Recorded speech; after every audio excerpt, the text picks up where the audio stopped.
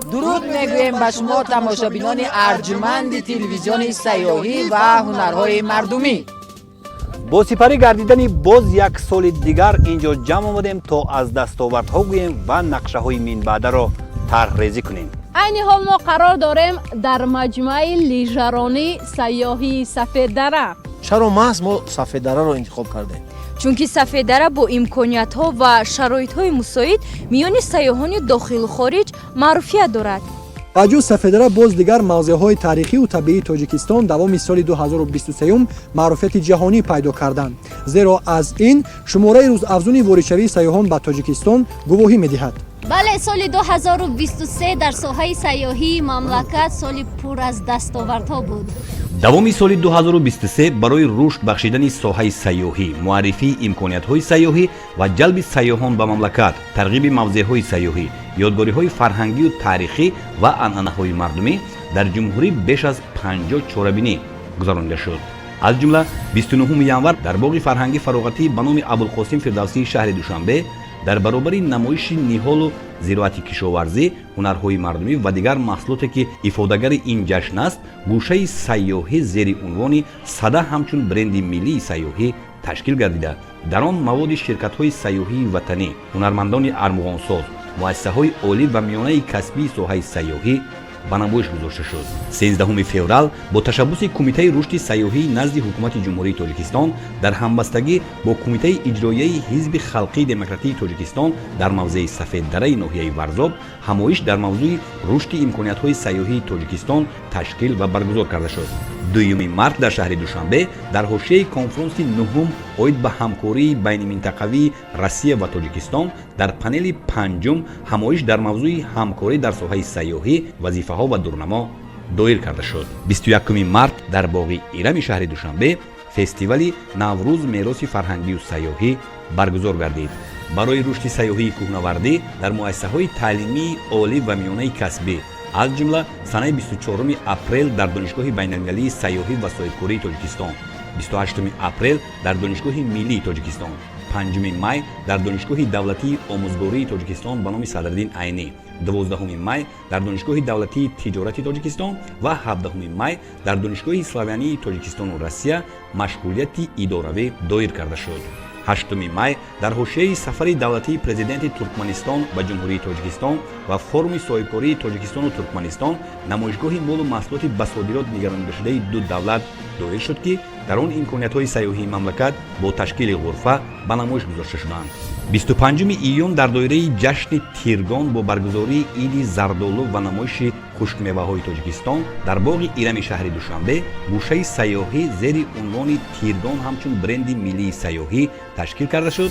روزهای 7 و 8 آگوست سال 2023 در همکاری با جمعیت دارای مسئولیت محدود شرکت سیاحی ارتوج بخشیده به 50 سالگی پایگاه کوهنوردی سیاحی ارتوج کنفرانس علمی و ورزشی تحت عنوان تاجیکستان دارای امکانیت‌های بوی سیاحی تاریخی و فرهنگی، کوهی، اکولوژی و کوهنوردی و ورزشی برگزار شد.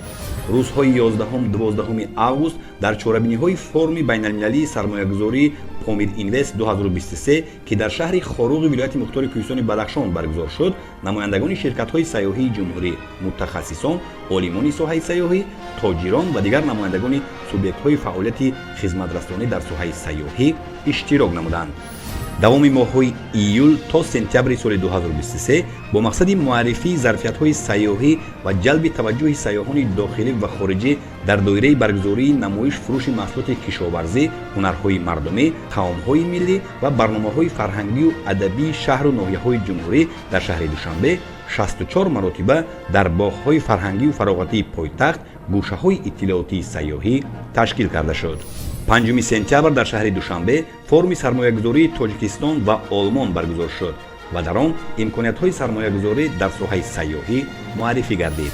22 سپتامبر سال 2023 تحت ریاست معاون سروزیر جمهوری تاجیکستان مطلوبخان ستاریان جلسه 8 شورای هماهنگسازی ملی اوید بر رشد ساحه سیاحی دایر کرده شد. 29 سپتامبر سال 2023 در دایره برگزاری فرم بین‌المللی سرمایه‌گذاری دوشنبه اینوست 2023 بخش سیاحی تحت عنوان تاجیکستان کشور سیاحی امکانیت‌های رشد ساحه ташкил карда шуд.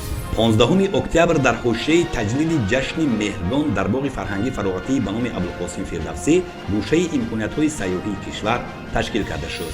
рӯзҳои 13-18 ноябри соли 2023 бо мақсади иҷрои дастуру ҳидоятҳои асосгузори сулҳу ваҳдати миллӣ, пешвои миллат, президенти ҷумҳурии Тоҷикистон муҳтарам Эмомалӣ Раҳмон ҷиҳати беҳтар намудани сатҳу сифати хизматрасонӣ ва баланд бардоштани касбияти масъулини нуқтаҳои хизматрасонӣ ба меҳмонон ва сайёҳон дар ҳамкорӣ бо Ассотсиатсияи тарабхонадорони Тоҷикистон ва Донишгоҳи байналмилалии сайёҳӣ ва соҳибкории Тоҷикистон дар доираи татбиқи нақшаи чорабиниҳои амалисозии стратегияи рушди сайёҳӣ дар ҷумҳурии Тоҷикистон барои давраи то соли 2030 барои солҳои 2023-2026 ва лоиҳаи тарбияву таълими ҷавонон ва ба кор таъминкунии онҳо машғулияти омӯзиширо оид ба соҳаи хизматрасонӣ ва тарабхонадорӣ аз ҷумҳурии Туркия барои 557 нафар кормандони тарабхона, ошхона ва қаҳвахонаҳои мамлакат доир карда шуд.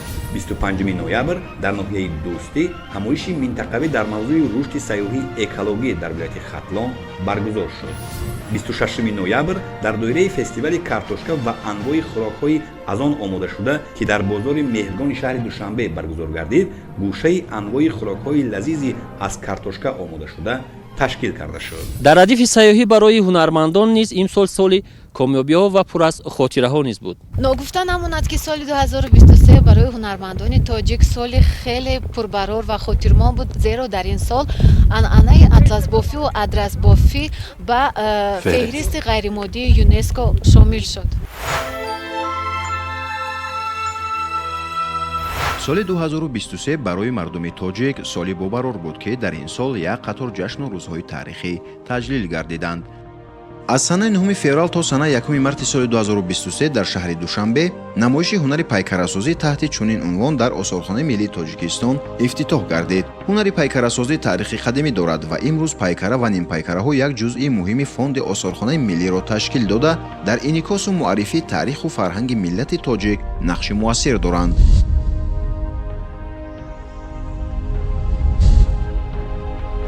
аз санаи 1 апрел то санаи 15 май дар ҷумҳурии Тоҷикистон бахшида ба рӯзи байналмилалии оила таҳти унвони Дунёи Саодат фестивали ҷумҳуриявии ансамблҳои оилавӣ дар 3 давр баргузор гардид. барномаи фестивал дастовардҳои ҳунарии ансамблҳои оилавиро инъикос намуда, муҳтавои он тарғибу ташвиқи дӯстӣ, ваҳдати миллӣ ва якпорчагии Тоҷикистон мебошад.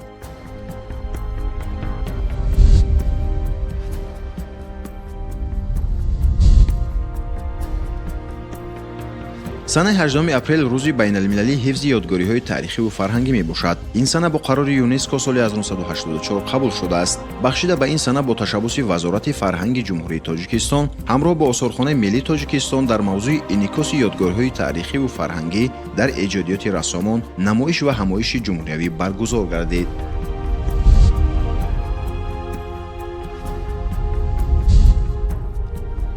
санаи 27 апрели соли равон дар Театри давлатии опера ва балети ба номи Садриддин Айнӣ фестивал озмуни ҷумҳуриявӣ театрҳои касбӣ Парасу 2023 бо шукӯҳи хоса оғоз гардид ки ба 35-солагии истиқлолияти давлатии ҷумҳурии Тоҷикистон ва 85-солагии ҳунарпешаи халқии Тоҷикистон Хушназар Майбалиев бахшида шуд.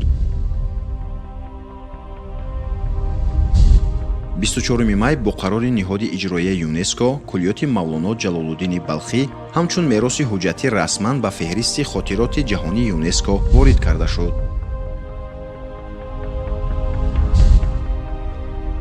санаи 8 август дар боғи фарҳангӣ фароғатӣ ба номи Садриддин Айнии шаҳри Душанбе маросими ҷамъбаст ва ҷоизасупурии фестивал озмуни ҷумҳуриявии Андалеб 2023 баргузор гардид. таъкид гардид ки ҳадаф аз баргузории фестивал озмуни ҷумҳуриявии мазкур ҳифзи фарҳанг ва мероси моддию маънавӣ, иттиҳоду ҳамбастагии мардум, баланд бардоштани ҳисси ватандӯстию меҳанпарастӣ, дарёфти чеҳраҳои нав ва тарбияи насли наврас дар рӯҳияи миллию ватанпарварӣ мебошад.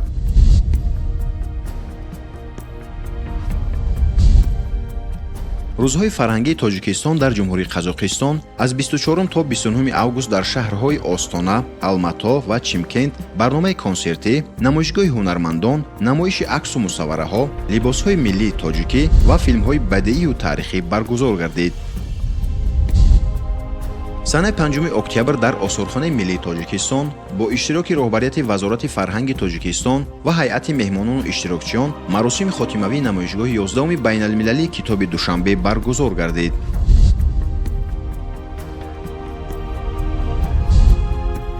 сана 24 октябр дар театри давлатии лухтаки шаҳри душанбе фестивали ҳафтуми байналмилалии театрҳои лухтак чодари хаёл оғоз гардид.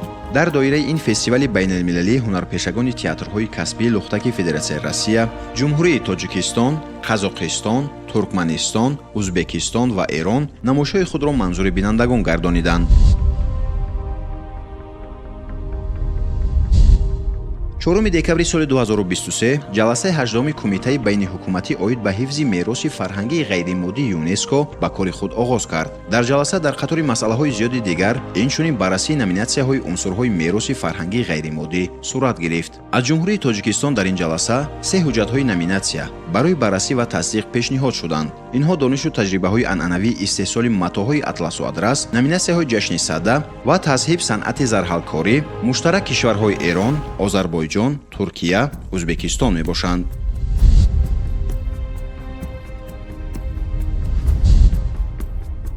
иҷлосии 8-уми кумитаи байниҳукуматӣ оид ба ҳифзи мероси фарҳангии ғайримоддии ЮНЕСКО дар шаҳри Касании Африқои Ҷанубӣ тазҳиб санъати зарҳалкорӣ ба феҳристи мероси ғайримоддии башарият ворид гардид, ки ба сурати муштарак миёни 5 кишвар Тоҷикистон, Эрон, Озарбойҷон, Туркия, Узбекистон таҳия шудааст.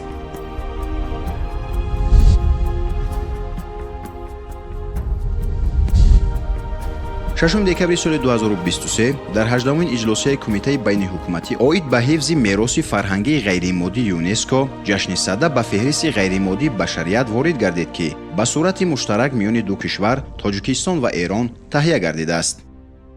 дар ин қатор мавзеи табиии бешаи палангон низ шомили ин созмони бонуфуз гардид, ки ин ҳам яке аз дастовардҳои беназир дар соли 2023 барои мардуми тоҷик маҳсуб мешавад. ҳамкорони мо доир ба имкониятҳои сайёҳӣ сӯжаеро омода карданд, ки ин гуфтаҳоро тасдиқ мекунад.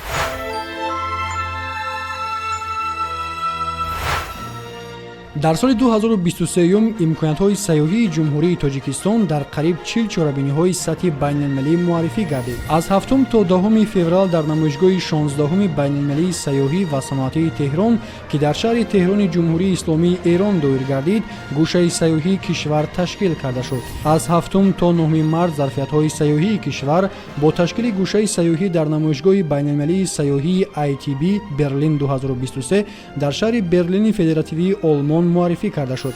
аз 16 то 18 март зарфиятҳои сайёҳии Тоҷикистон дар намоишгоҳи байналмилалии сайёҳии MITT 2023, ки дар шаҳри Москваи Федератсияи Русия доир гардид, таблиғ карда шуд. аз 28 то 29 март дар шаҳри Лондон дар доираи баргузории форуми сармоягузории Тоҷикистон ва Британияи Кабир гӯшаи сайёҳӣ ташкил карда шуд. аз 5 то 7 апрел иқтидорҳои сайёҳии ҷумҳурии Тоҷикистон дар 5-умин анҷумани сайёҳии Сибир, ки дар шаҳри Новосибирски Федератсияи Русия доир гардид, муаррифӣ карда шуд. аз 1 то 4 май намояндагони соҳаи сайёҳии кишвар дар намоишгоҳи байналмилалии сайёҳии Arabian Travel Market 2023, ки дар шаҳри Дубаи Аморати Муттаҳидаи Араб баргузор гардид, гӯшаи сайёҳии кишварро ташкил намуданд. аз 22 то 24 май дар намоишгоҳи байналмилалии сайёҳии Riyadh Travel Fair 2023 дар шаҳри Риёзи шоҳигарии Арабистони Саудӣ гӯшаи сайёҳии Тоҷикистон ташкил карда шуд. аз 11 то 17 сентябр ҷиҳати баландбардоштани сатҳи касбии 21 нафар намояндагони сохторҳои давлатии соҳаи сайёҳӣ, ширкатҳои сайёҳӣ ва меҳмонхонаҳо дар машғулияти омӯзишӣ дар мавзӯи банақшагирӣ ва идоракунии сайёҳӣ, ки дар шаҳри Анталияи Туркия баргузор гардид, иштирок намуданд. аз 27 то 28 сентябр дар шаҳри Риёзи шоҳигарии Арабистони Саудӣ форуми байналмилалии сайёҳӣ таҳти унвони сайёҳӣ ва сармоягузории сабз баргузор гардид, ки дар он намояндагони соҳаи сайёҳии мамлакат иштирок намуданд. аз 15 то 20 октябр дар шаҳри Самарқанди ҷумҳурии Узбекистон 25-умин иҷлосияи маҷмӯаи умумии созмони ҷаҳонии сайёҳӣ баргузор гардид, ки дар он намояндагони соҳаи сайёҳии мамлакат ширкат варзиданд ва ҳамчунин зарфиятҳои сайёҳии Тоҷикистон дар бахши алоҳида муаррифӣ карда шуд. аз 6 то 8 ноябр дар шаҳри Лондони шоҳигарии Британияи Кабир ва Ирландияи Шимолӣ намоишгоҳи байналмилалии сайёҳии VTM баргузор гардид, ки дар кори он ҳайати ҷумҳурии Тоҷикистон иштирок намуд ва имкониятҳои сайёҳии мамлакат муаррифӣ карда шуд. аз 20 то 22 ноябр дар шаҳри Доҳаи давлати Қатар намоишгоҳи байналмилалии сайёҳии QTM 2023 баргузор гардид. дар намоишгоҳ гӯшаи сайёҳии Тоҷикистон ташкил карда шуда маҳсулоти ҳунарҳои мардумӣ, маводи таблиғотӣ марбут ба мавзеъҳои сайёҳӣ, таърихиву фарҳангӣ ва инчунин дастовардҳо ва пешниҳодҳои ҷолиби бахшҳои асосии соҳаи гардишгарӣ ба намоиш гузошта шуданд.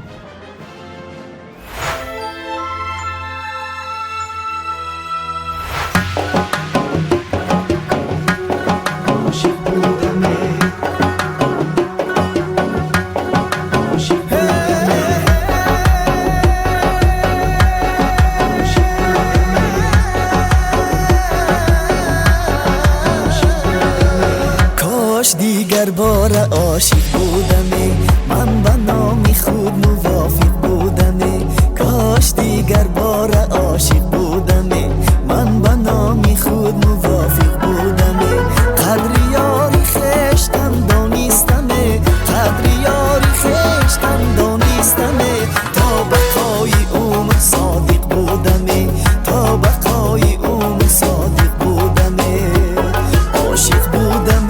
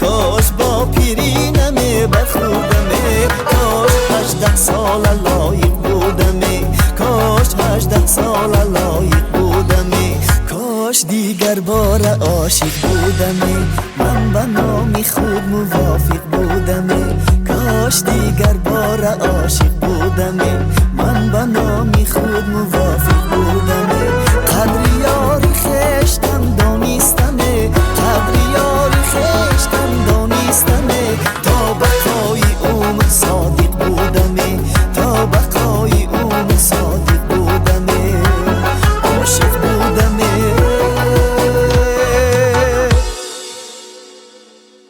ҳамкорони азиз соҳаи сайёҳиро бе сайру сайёҳат ва сафар кардан ба ин ё он мавзеи сайёҳӣ тасаввур кардан ғайриимкон аст. биёед мегӯем ки кӣ дар соли 2023 ба куҷо сафар кард ва чӣ хотирот дорад. биёед аз хотираҳои соли 2023 нақл мекунем. албатта ҳар як сафар ба табиат дар худ як хотироти неке дорад ва давоми сол ҳар як корманди мо сафарҳои зиёд доштем ба ҳам дохил ва ҳам хориҷи кишвар. ман мехостам бисёр як сафари хотирмони худро зимни таҳияи барномаи лаззати табиат нақл карда бошам ки моҳи феврал буд мо ҳамроҳи гурӯҳи эҷодӣ ба азм гирифтем ба минтақаи қаратоғ сафар кунем ва дар он ҷо якумин барномаи лаззати табиатро сабт намоем ва мо рафтем ба ҳамон маркази ноҳияи Шаҳринав ва гурӯҳе ки бояд моро ҳамроҳӣ мекарданд аз ноҳияи Шаҳринав бо мо ҳамроҳ шуданд. мо маҳсулоти заруриро харидорӣ кардем ва роҳ пеш гирифтем ҷониби қаратоғ. наврбардори мо Саид Аҳмад Саидов буд. хеле як ҷавони ба ҳамаи мо бо шумо маълум аст як ҷавони шух табиат аст. ҳамин гуна иттифоқ афтод ки дар роҳ мошин як каме баландиро аз ҳисобе ки ях буд баромадан натавонист ва ба қафо рафт. дар оқибтар як мошини мусофиркаш Мерседес Спринтер истода буд ва анамон мошини мо рафт дар ҳамон мошин каме бархӯрд ва каме харошида шуд ҳамон мошин. байни ду ронанда бисёр хархаша ҳам шуд. фаромадем ором кардем ва ба як муомила омадан онҳо мо роҳамонро давом додем. дар роҳ касе ба анамон ронандаи мо тамос гирифту ҳамсӯҳбат шуданд. дар охири суҳбат ронанда гуфт ки дар поён як ронандаро мошинашро як гарак харошидам гера кара хуб аст. ин лаҳҷаи мардуми минтақаи қаратоғ аст ва Саид анамин лаҳҷаро ки шунид дигар механдаду механдад дигар рафтем сабтро оғоз кардем. Хай ба ҳамаи шумо маълум аст ки сабт кардан барои як эпизодро гирифтан чӣ қадар вақт талаб мекунад. Ҳамаи чизро Ҷамшед Каримов коргардони мо омода мекунад. Саид Аҳмад сабтро сар мекунем. Саид Аҳмад нав сабтро сар карда мешавад ки хандааш меояд, боз мегрезад, меравад аз занҷирмо. Хулоса давоми як рӯз пурра мо сабт кардем. хӯрок ҳам тайёр шуд. Аз субҳ барвақт рафтем, ҳатто наҳорӣ накардем. Умедвор будем ки хӯроки нисфирӯзиро тановул мекунем. хӯроки мо дер тайёр шуд. Анамун сабти охироне ки бояд анамун меҳмонони мо гӯянд ки лаззати табиатро бо телевизиони сайёҳӣ ва ҳунарҳои мардумӣ эҳсос намоед. қариб 2 соат давом кард. аз рӯи тартиб онҳо бояд як нола гиранд аз ҳамун хӯрок ва бигӯянд ки лаззати табиатро бо телевизиони сайёҳӣ ва ҳунарҳои мардумӣ эҳсос намоед. сабт оғоз мешавад, боз Саид механдаду ба қафо мегирезад. сабт оғоз мешавад, онҳо тайёр мешаванд, Саид нест. хулоса хӯрок пурра тамом шуд ва мо ҳамун гапро сабт карда натавонистем. ба душанбе баргаштем, гурусна албатта. омадем анамин давоми рӯз ки мо пурра сарф кардаем барои сабти як барнома, аз ҳамаи ҳамин рӯз ҳамагӣ 5 дақиқа барнома омода кардем ва манзури бинандагон кардем. ин аввалин барномаи лаззати табиат ки мо дар ҳаҷми 5 дақиқа манзури бинандагон кардем. ҳар барномаи мо сабт мекунем. бевосита наворбардори барномаҳои ривоят ё ҳақиқат Саид Аҳмад аст. ва вақте ки мо ба дараи Ширкент рафтем, дар он ҷо 10 километр қариб роҳ аст то пайдо кардани изи динозаврҳо. даруни боғ меравӣ ва 500 метри дигар то изи динозаврҳо баромадан дар кор. мо дар он ҷо роҳбалад доштем ва баъд аз воқеият чунин буд ки баъд аз борон рафта будем, моҳи тирамо аллакай хунук шудааст. баъд гуфтанд ки Саид ин боғ бисёр даранда дорад, эҳтиёт кардан дар кор. чунин шуд ки аз ами аввал мара шӯхӣ мекунад ки ту баромадан наметавонӣ, кӯҳ ҳаст. мо рафтем то баландӣ ҳамвориро тай кардем, меравем ки Саид дигар боло баромадан наметавонад. Саид дар поён монд. унҷо ҷои наворгирӣ ҳамин гуна аст ки имконияти ба камераи калон ба навор гирифтан ғайриимкон аст ва танҳо тавассути дрон мешавад. ва қисса ҳамин хел шуд ки Саида то нимира раҳбалад кашолакунон бурд, натонист дигар. аз ҳамун боло мо рафтем дар баландии 500 метр. акай Алихон коргардон буд, дод мезанад Саид дрона бардор. аз поён равон мекунад, мо мегирем. қисса ҳамин хел шуд ки бисёр мора талқин кард ки наметонӣ. билохир худаш дар поён монд. мо рафтем изи динозаврҳоро дидем, омадем. ҳама дидагиш ҳам тавассути дрон буд, леки худаш рафта натонист. ин як ҳодисае буд ки ҳама вақт то ҳозир ман Саид ҳар ҷое ки сабт равем мегӯем пешакӣ наханд ки бо дар ними раҳ мемонем, ин дафт мепартоимуд меравем. дар соли 2023 бори нахуст аз ҷониби риёсати телевизиони сайёҳӣ ва ҳунарҳои мардумӣ ба ман муяссар шуд ки ман ба шаҳри Анталия, ҷумҳурии Туркия яъне сафар намудам ва дар ин сафар моро 20 нафар ҳамроҳӣ намуда. дар ҳар як сафар мо самтҳо, мавзеъҳои сайёҳӣ ин ё он кишвара масалан меомӯзем, мебинем таърих, урфу одат, анъана ва бо фарҳанги он миллат яъне шинос мешем.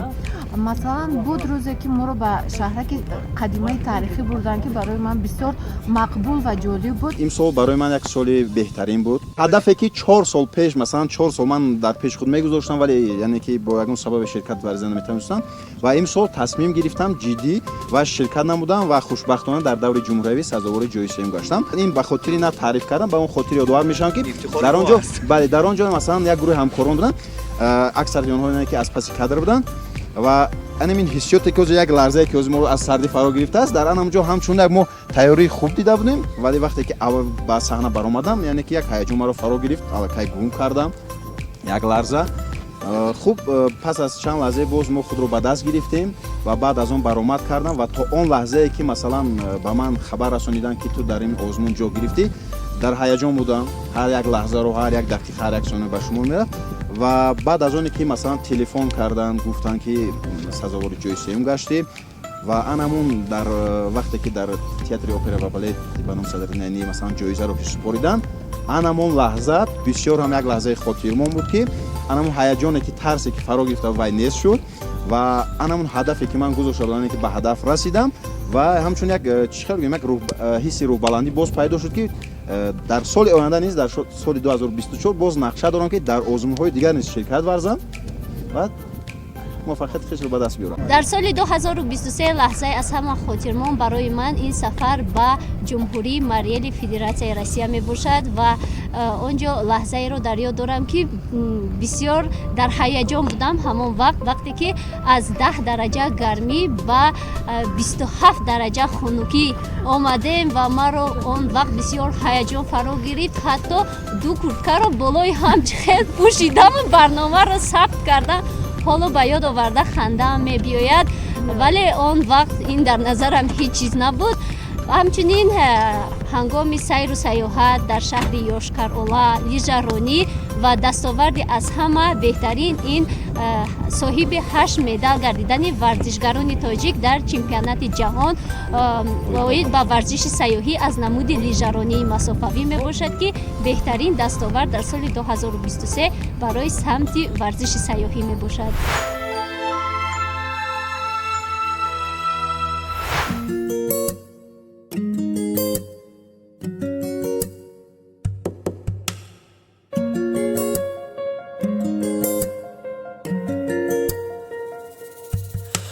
Хочу всю жизнь тебя любить, а грусти навсегда позабыть. Ведь счастье только лишь с тобой, любви не нужна мне иной.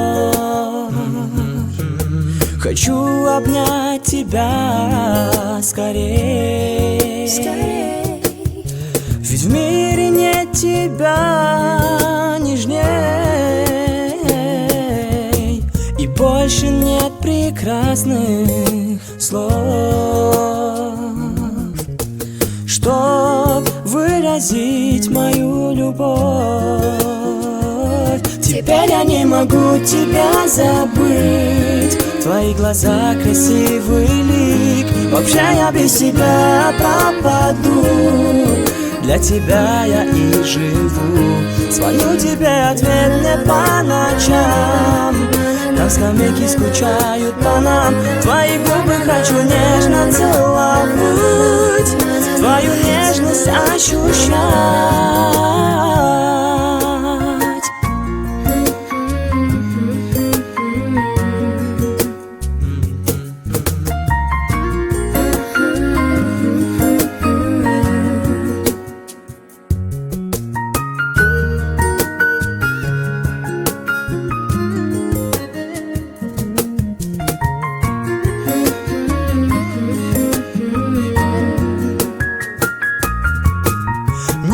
Хватает твоих глаз, таких глубоких, чистых, ясных, твоих манящих, сладких губ, таких горячих и прекрасных. Я так тебя люблю, лишь о тебе мечтаю вечно, от страсти я горю, от нежности я таю точно. Теперь я не могу тебя забыть, твои глаза красивый лик, вообще я без тебя пропаду. Для тебя я и живу, звоню тебе, ответ мне по ночам. Там скамейки скучают по нам, твои губы хочу нежно целовать, твою нежность ощущать.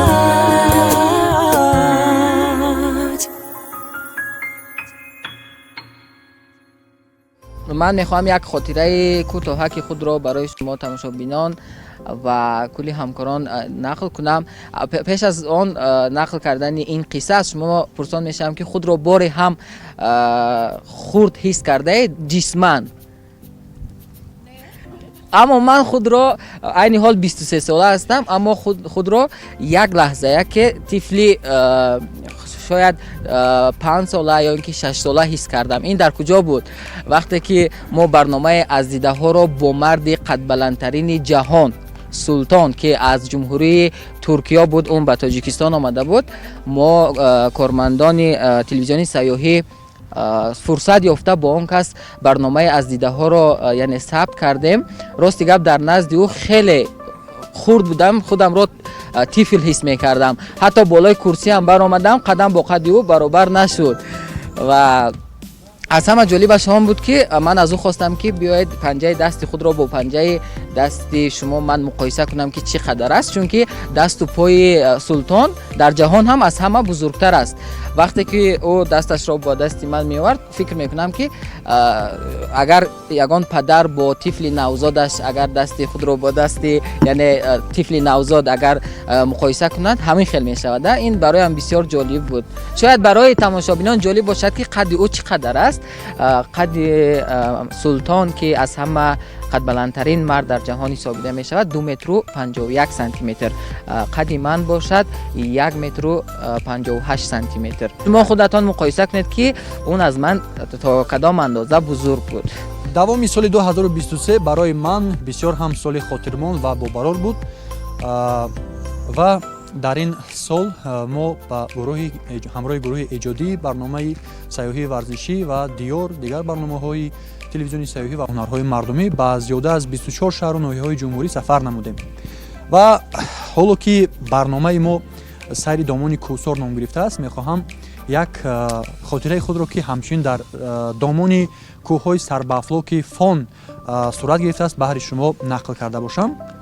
аввали моҳи сентябри соли равон дар минтақаи сайёҳии ҳафткули шаҳри Панҷакент бахшида ба 32-солагии истиқлолияти давлатии ҷумҳурии Тоҷикистон дави кӯҳӣ аз 1 кул то 7 кул миёни 13 давлати ҷавон, яъне варзишгарони ҳаваскору варзишгарони касбӣ баргузор мегардид ва дар рафти сабти барномаи сайёҳии варзишӣ мо гурӯҳи эҷодӣ дар як муҳите қарор гирифтем ки аз тоҷик будани худ, аз он ки зодаи диёри кӯҳсор ҳастем ва сайёҳони хориҷӣ аз самимияту меҳмоннавозии мо мардуми тоҷик бениҳоят ки маҳбуб шуданд, бисёр ҳам ифтихорманд гардидем, зеро бисёре аз сайёҳони хориҷӣ ва умуман меҳмонони хориҷие ки моро ҳамроҳӣ мекарданд бо забони тоҷикӣ ҳарф мезаданд ва дар чандин суҳбатҳои мо ҳарчанд бо душворӣ бо забони тоҷикӣ гап мезаданд, мо пешниҳод кардем ки бигзор бо забони модадиятон сухан кунед, мо минбаъд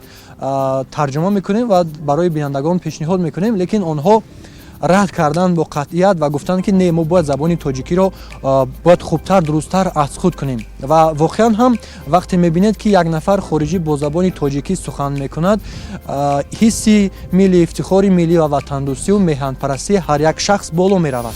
Тоҷикистон бисёр зеботарин, бисёр зебо, коҳи биланд, коҳи калон, рақмати калон, Тоҷикистон папе. дар навбати дигар ҳангоме ки мусобиқа оғоз шуд, ҳамон ташкилкунандагони мусобиқа мо гурӯҳи эҷодӣ ва дигар намояндагони васоити ахбори оммаро то ба як қисми роҳ, яъне то ба он ҷое ки нақлиёт мерафт, он ҷо моро бурданд ва минбаъд 2 кули дигарро мо пиёда асбобу таҷҳизотҳои наворбардорӣ ҳамроҳамон 2 кули дигарро пиёда рафтем. албатта дар аснои роҳ рафтан варзишгаронро ки ҳамин хел баробари мо гӯем медавиданд, онҳоро сабт кардем ва ғайри чашмдошт, ҳарчанд ки мо бо мошин, яъне ки бо нақлиёт нисфи зиёди роҳро омада будем, варзишгарон аз мо пештар ба хати мара расиданд ва вақте ки мо ба хати мара омада расидем, ҳеҷ кас аз анамин лаҳзаи аз ҳама асосии ин мусобиқаро, яъне ки ба ҳамун хати мара омада расидани варзишгаронро сабт накарда буд ва маҷбур шудем ки бо ҳамроҳии довар, яъне бо кӯмаки довар дубора ин лаҳзаи ба хати мара расида омадани варзишгаронро сабт намоем. ва воқеан ҳам боварӣ дорам дар таҷрибаи бисёре аз сабти барномаҳои ҳамкорон низ ин гуна ҳодиса рух додагӣ ҳаст ки баъзе ҳолатҳои табииро, яъне дар ҳамун ҳолатҳои ногаҳониашон сабт кардан душвор аст ва ғайриимкон аст ва баъзан зарур меояд ки вақти зиёд сарф карда як фазои муносиб созем то ана ҳамун лаҳзаро дар шаклу намуди табиаш сабт намоем ва манзури бинандагон созем. ҳамаи ҳамкорон дар бораи хотираҳо ва таъссуротҳои хеш аз соли 2023 нақл кардан ва мо ҳамагӣ шунидем. Медонед имсол дар мучал соли чи аст? соли наҳанг аст. дар баробари боис ва ёдоварӣ аст ки оғоз аз соли 2008 ҳамасола дар академияи миллии илмҳои тоҷикистон ҳар сол паррандаи ҳамчун паррандаи сол интихоб мешавад. ва медонед аз соли 2024 дар тоҷикистон соли кадом парранда будааст? бале яъне ки тибқи қарори академияи миллии илмҳои тоҷикистон соли 2024 фохтак паррандаи сол эълон шуда будааст. бале биёед тамошобинони иззатманд бо ҳам мебинем ки ҳамкорони мо дар бораи наҳанг ва фохта дар даст чӣ маълумоти дигаре доранд.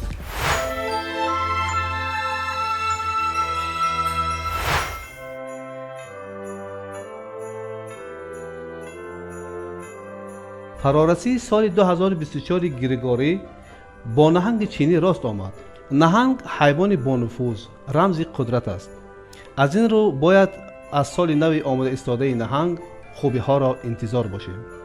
тағйироти гуворо, вохӯриҳо, ҳалли мушкилотҳои зиёд. соли 2024 бешубҳа бояд чунин сол бошад. дар фарҳанги шарқ наҳанг оромӣ, чанддирӣ ва қобилияти мутобиқ шудан бо вазъият бидуни зарарро ифода мекунад. наҳанг далели саломатӣ ва афзоиши босуръати далерон аст. одамони дар соли наҳанг ба дунё омада бисёр бовиҷдон буда дар ҳама ҳолат рӯйрост ва ҷасурона андешаи худро доир ба ҳолати ба вуқӯъ омада баён медоранд.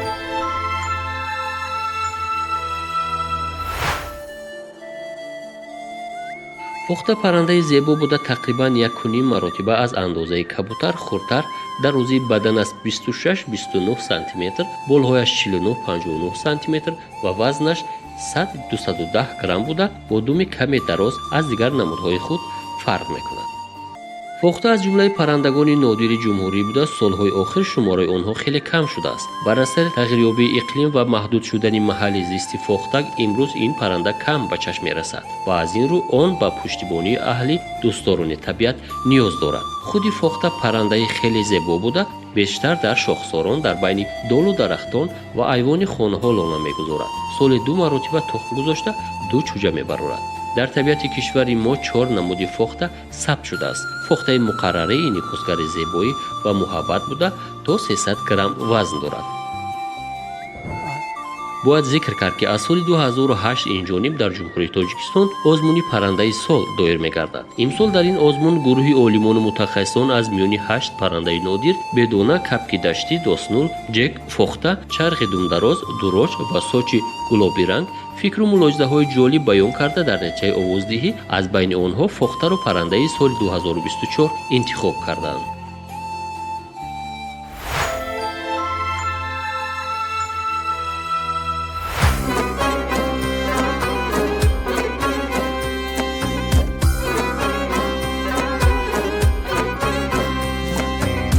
خالی رویت تیر سوزانی من است، بسته مویت بر دل و جانی من است، بسته مویت بر دل و جانی من است.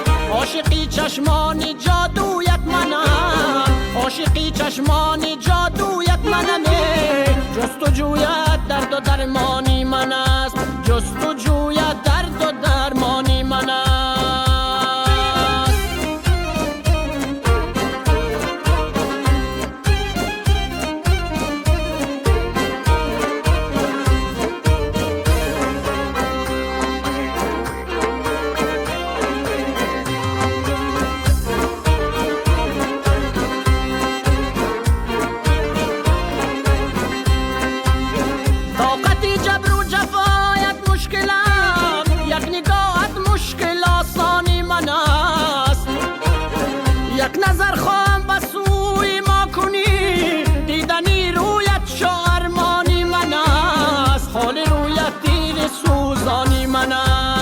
بسته مویت بر دل و جانی من است، بسته مویت بر دل و جانی من است. عاشقی چشمان جادویت منم، عاشقی چشمان جادویت منم. جستجویت درد و درمانی من است، جستجویت درد و درمانی من است.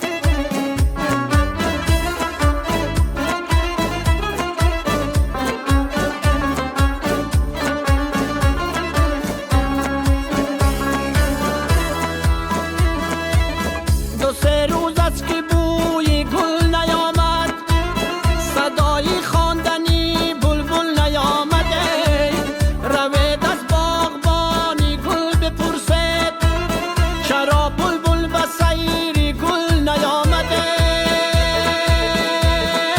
عجب نگارم خم خم زده زلفانت شیرین نگارمه گردی لبا دندانت شیرین نگارمه گردی لبا دندانت خوبا به تو یارم ای نگار نازنین خوبا به تو یارم ای نگار نازنین خوبا به تو یارم ای نگار نازنین.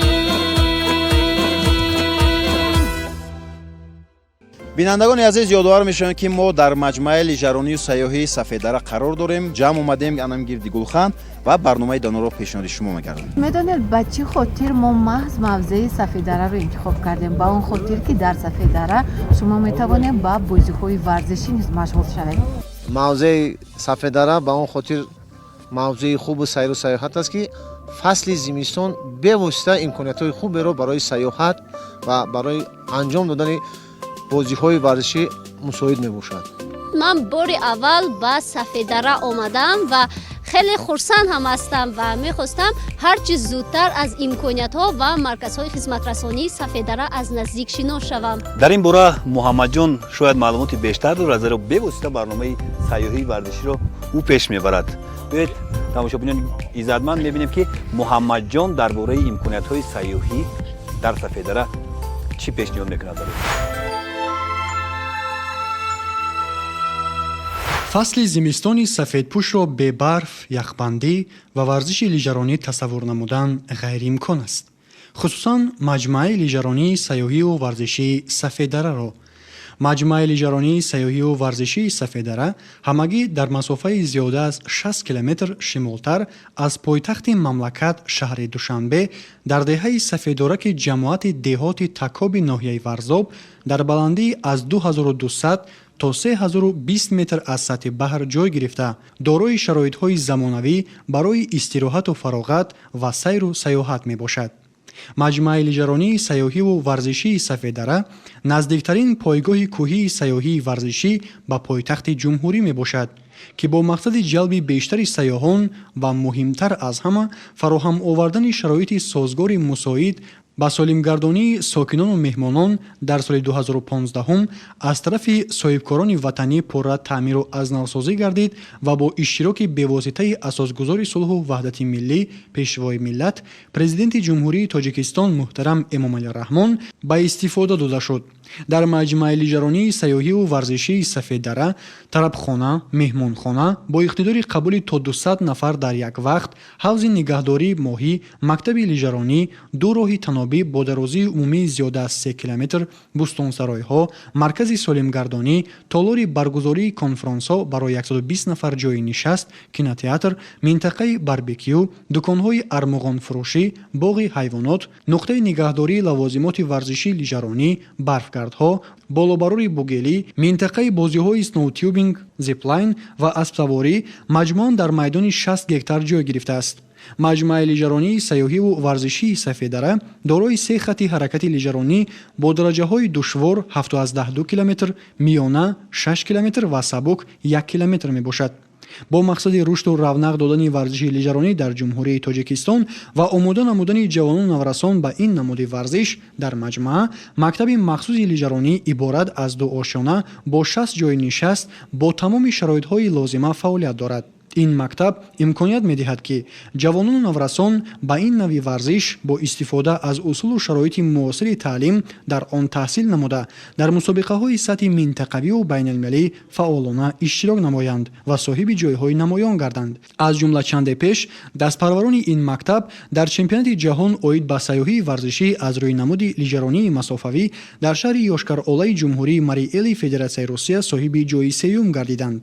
дар маҷмӯа мутахассисони бо таҷрибаи соҳаи варзиши зимистона бахусус лижаронӣ, мураббиёну роҳбаладон барои муаррифии мавзеъ ва дигар ҳайати хизматрасон ки барои истироҳату фароғати меҳмонону сайёҳон дар сатҳи олӣ хизмат мерасонанд фаъолият доранд. дар айни замон сафедара ягона машқгоҳи дорои инфрасохтури зарурии муассири лижаронӣ ва дигар варзишҳои зимистона буда соле то 3000 нафар сокинону меҳмонон ба ин ҷо ташриф меоранд.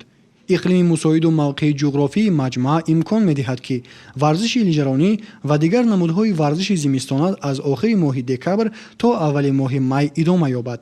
зимистон фасли афсонавиест ки имкониятҳои созгор барои истироҳати гуворою бофароғатро бароямон фароҳам меорад. дар ин росто сафедара бо инфрасохтури замонавӣ ва табиати зебою нотакрораш дар як муддати кӯтоҳ тавонист таваҷҷӯҳи ҳазорҳо нафар сайёҳонро ба худ ҷалб намояд. бо назардошти ба мавзеи варзишию сайёҳии сатҳи ҷаҳонӣ табдил ёфтани сафедара ва ҷалби бештари сайёҳони дохилу хориҷ тамоми имкониятҳо фароҳам оварда шуданд. дар маҷмӯаи инфрасохтури иловагӣ аз қабили мағозаи фурӯши лавозимоти лижаронӣ, нуқтаи иҷораи лавозимоти лижаронӣ, барфгардҳо ва ғайра сохта шуданд. бо мақсади фароҳам овардани варзиши лижаронӣ ва дигар варзишҳои зимистона аз ҷумла барои кӯдакон майдончаи алоҳида бо таҷҳизоти махсус муҷаҳҳаз гардонида шудааст. роҳҳои танобӣ дар ҳолати мӯътадили корӣ қарор дошта асбобҳои равшанидиҳанда васл карда шуданд ки барои тамошои мавзеъ дар шаб низ имконияти мусоид ба вуҷуд меорад. бояд гуфт ки беҳдошти шароити истироҳату фароғат рушди соҳаи варзиши сайёҳӣ дар мамлакат давоми солҳои соҳибистиқлолӣ бо ташаббус ва талошҳои пайвастаи президенти ҷумҳурии тоҷикистон таъмин гардида имрӯзу ояндаи ин соҳаҳои афзалиятноки иҷтимоӣ дорои аҳамияти бузург ва дурнамои дурахшон мебошанд. воқеан табиати биҳиштосои тоҷикистон имконият медиҳад ки самти сайёҳӣ ва варзиш дар ҷумҳурӣ ривоҷу равнақ ёфта ба яке аз минтақаҳои тамошобоби аҳли олам табдил ёбад. ҳамкорони гиромӣ, суҳбати мо дар гирди гулхан хеле гарму самимӣ сурат гирифт ва боз мехоҳем ки ба ягон намуди варзиши дигар машғул шавем то баданамон низ камтарак гарм шавад. бале ман дер боз чунин пешниҳодро интизор буда. ин тавр бошад биёед якҷоя меравем ва аз ин мавзеи зебо аз наздик ошно мешавем. рафтем.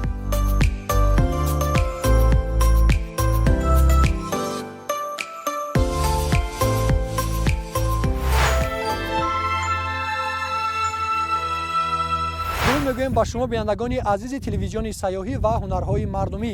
инак мо як гурӯҳ аҳли кормандони телевизиони сайёҳӣ ва ҳунарҳои мардумӣ тасмим гирифтем ки ба сайёҳати кӯҳнавардӣ машғул шавем ва ногуфта намонад ки минтақаи сафедара ба ғайр аз имкониятҳои мусоид доштан дар варзиши лижаронӣ инчунин мавзеи хуб ва мусоид барои сайёҳати кӯҳнавардӣ низ мебошад. бинобар ҳамин ҳам барои сайёҳати кӯҳнавардии мо муассисаи давлатии телевизиони сайёҳӣ ва ҳунарҳои мардумӣ барои аҳли кормандон, яъне касе ки аввалин шуда ба нуқтаи баландтарини аламин масири муайян шуда мерасад, пас ғолиби барнома дониста шуда аз тарафи муассисаи давлатии телевизиони сайёҳӣ ва ҳунарҳои мардумӣ ӯро мукофот интизор аст. хуб, ҳамкорони азиз, шумо омода ҳастед?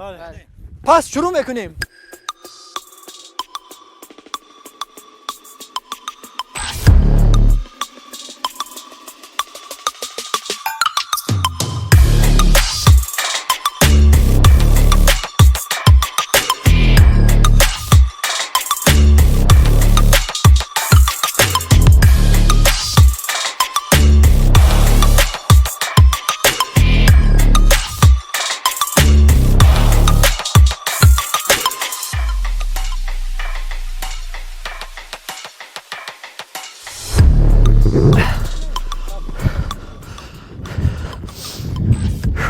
тамошобинони азиз, хеле ки ду нафар пеш ман рафта истодааст.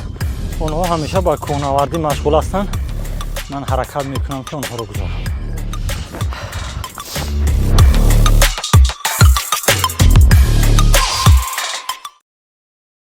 мо дар мавзеи сафеддара қарор дорем ва аслан асп як ҷонваре ҳаст ки аз рӯи гуфти нафароне ки бештар ба асп сару кор доранд, аспун ҳамчун як ҷонвари ба инсон вафодор ва эҳсоси баланди биноишу шунавоӣ дорад.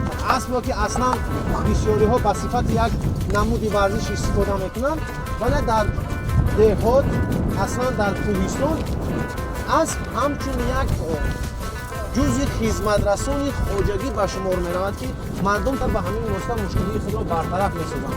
ва баъзе ривоятҳое ҳаст ки вақте ки масалан одам аз болои асп афтад, асп дар ҷояш меистад ба хотири мунтазир шудани саворааш. вале ин хусусиятро дигар ҷонварҳое ки онҳоро инсон истифода мекунад надоранд. қобил дар мавриди асп мо ки бештар ба асп сару кор дода чӣ гуфтани ҳастем? аслан асп ҳайвони бузурггуса буда пойҳои бениҳоят бақувват, чашмони тезбин ва ҳисси баланд дорад. ин асчае ки шумо мебинед мо ҳозир саводем, асчаи шотландский мебошад. хусусияти аспҳои тоҷикӣ аз дигар аспҳо дар он мебошад ки аспи тоҷикӣ бисёр қавӣ нисбати дигар аспҳо ба гармиву сардӣ тобовар.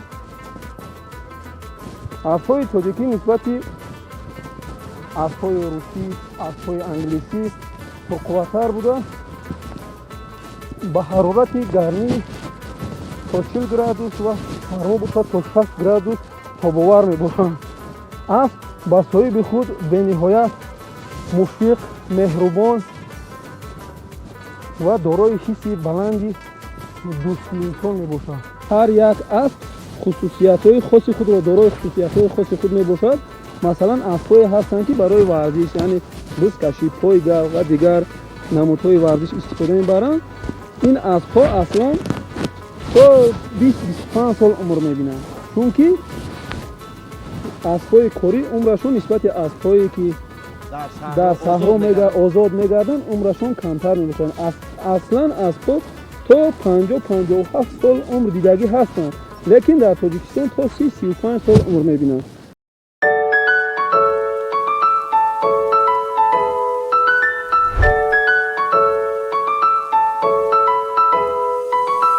диёри домани кӯҳҳои барфпӯш, маҷмаи лижаронии сайёҳии Сафеддара маконест ҷолиб ва диданӣ.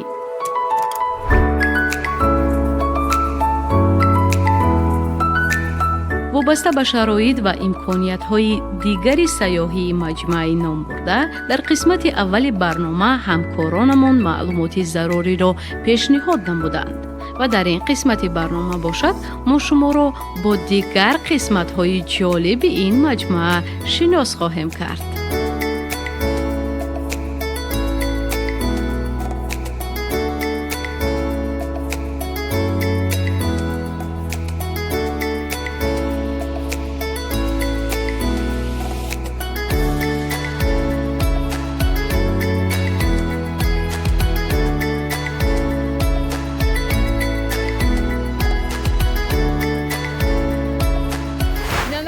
азиз, идомаи барномаи идонаи телевизиони сайёҳӣ ва ҳунарҳои мардумӣ аст ва айни ҳол мо омадаем то аз яке аз гӯшаҳои зебои маҷмаи лижаронии сайёҳии Сафеддара дидан намоем ва хотири фароғату истироҳати сайёҳон дар ин ҷо гӯшаи бозиҳои ҷолиб омода шудааст ки бевосита мо аз он дидан мекунем. бо мо бошед.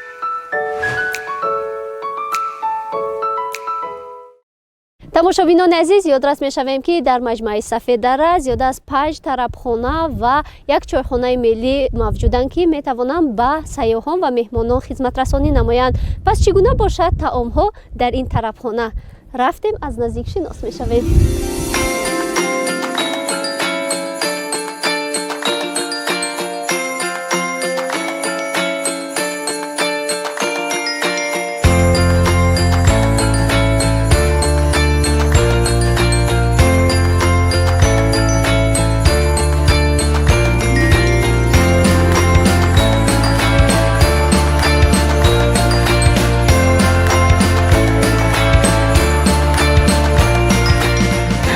бо ворид шудан ба ин тарабхона аллакай диққати маро тарзи дизайн, яъне меъмории ҳамин толор ба худ ҷалб намуд ки дар ин ҷо бо истифода аз ҳунарҳои мардумӣ як гӯшаи махсуси ҳунарҳо ташкил шуда, ҳамзамон дизайни махсуси ҷолибро пешкаши меҳмонон гардонидаанд.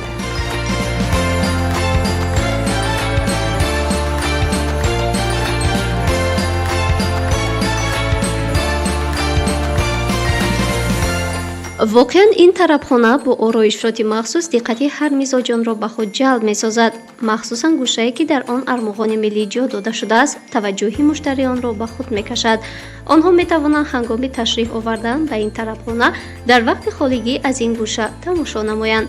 боиси зикр аст ки дар баробари хӯроки болаззат доштан муҳити тарабхона барои ҳар як мизоҷон зарур буда ҷой додани чунин гӯшаи махсуси армоғон симои тарабхонаро боз ҳам ҷолибтар мегардонад.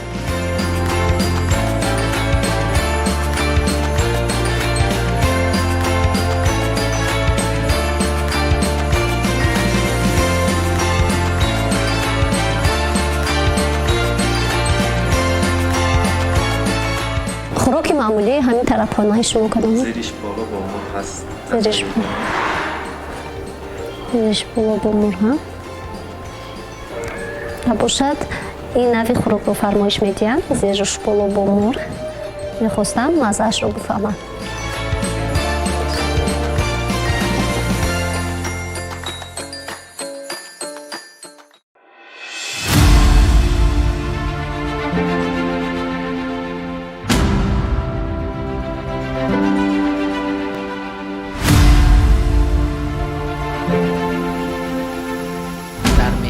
ما یکی از سراینده های معروف فهیمی فنا شما را به برنامه خوش آمدید میگوییم. سلام به شما و سلام به تمام بینندگان عزیز تلویزیون سیاهی. تشکر از اینکه از ما دعوت کردین در برنامه خوبتان. خوشحال هستم از اینکه با شما هستم.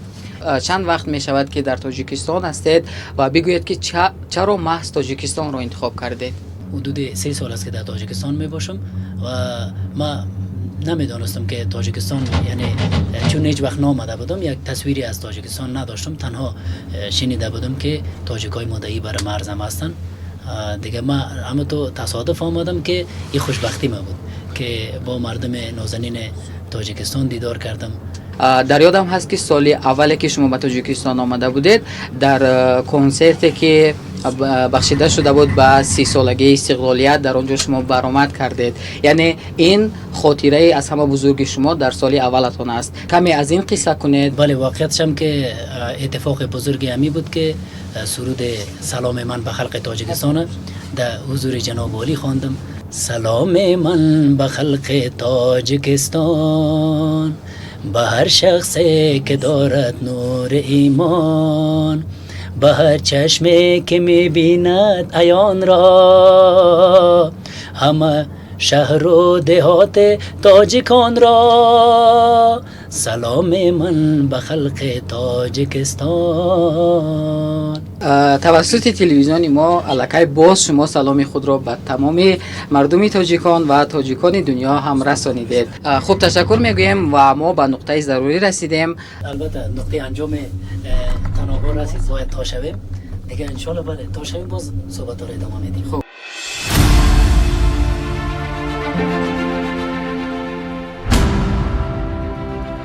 ما از راه تنابه پایان شدیم و در این بلندی سفید دره میخواهیم که جواب سوال پرسیده خود را پرسان شویم. بله امین جان نازنین، طوری که ما گفتم آهنگ سلام من به خلق تاجیکستان باز قرار بود که ما او را باید ارنج کنم و آماده بسازم به شنیدن و تقدیم کنم که این به گوش دوستای تاجیکم رسید و بسیار پسند کردن. گفتن خیره اگر در جشن استقلال ما اجرا کنم. تصمیم او تو گرفته شد، ما بسیار خرسند شدم و رفتیم در اوج اجرا کردیم. واقعا یک اتفاق بسیار خوب و بزرگ در زندگی ما بود که غیر از اینکه از لحاظ هنری یک دستاورد خوب شد بر ما و همچنان جناب عالی که حمایت کردن، سخنهای خوب گفتند باره ما و مردم ما و حمایت از مردم ما کردن. واقعا تمام مردم افغانستان مدیون او سخنهایشان است. او سخنهایشان در هنگامی که آدم پناهی نمی داشته باشه و یک کس بر آدم استاد میشه و دلجویی میکنه، او برابر آسمان ارزش می داشته باشه.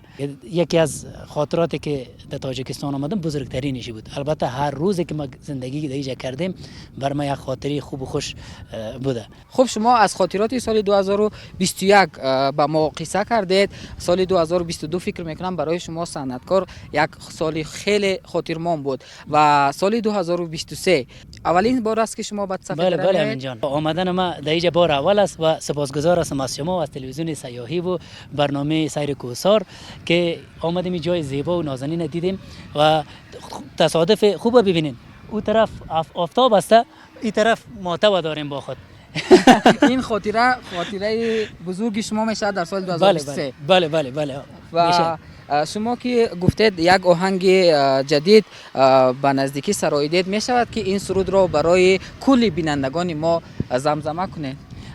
دلا غصه نخور شم و چراغ دست ما باشه، شب غم بگذشت نور سحر ز کجا باشه، پرده ز رو برداری ای آن که وفاداری، دل ما بردی و خبر نداری.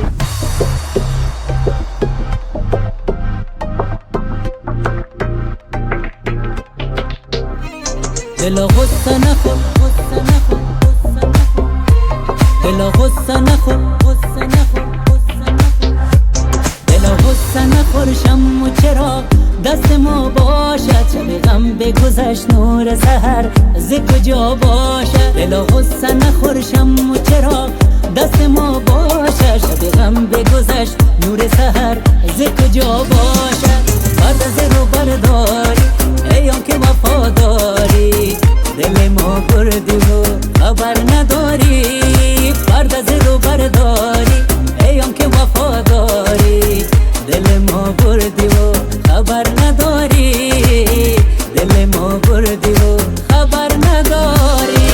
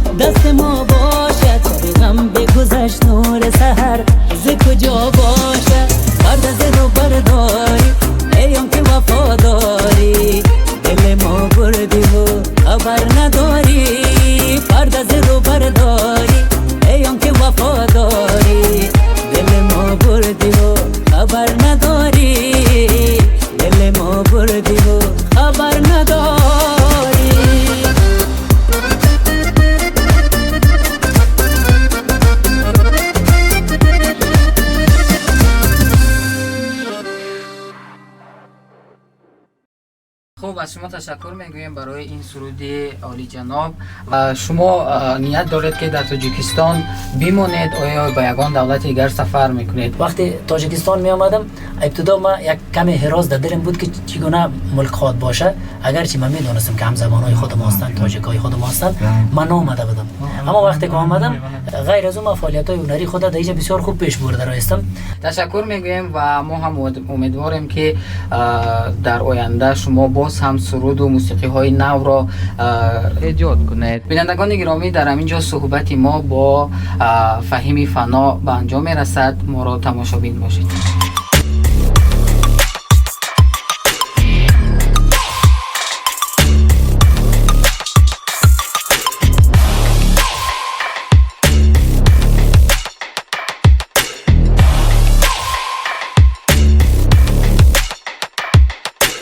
بینندگان گرامی، هرچند من تا این نقطه اولین شده آمدم، بگذار اون نفرانی که بعدی من بودن گذرند و صاحب انمون مکافات شوند.